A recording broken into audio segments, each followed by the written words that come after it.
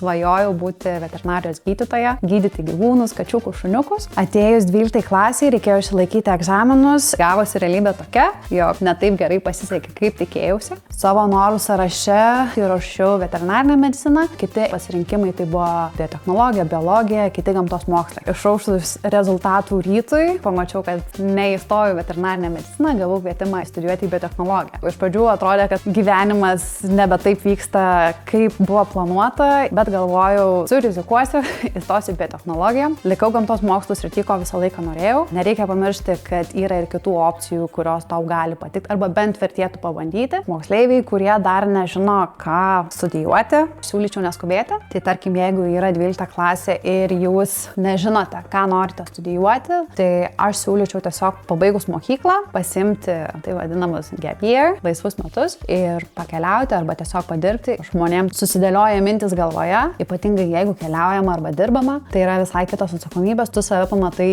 iš visai kitų gyvenimiškų situacijų, kas, manau, padeda tiesiog suprasti, kas būtų arčiau širdies.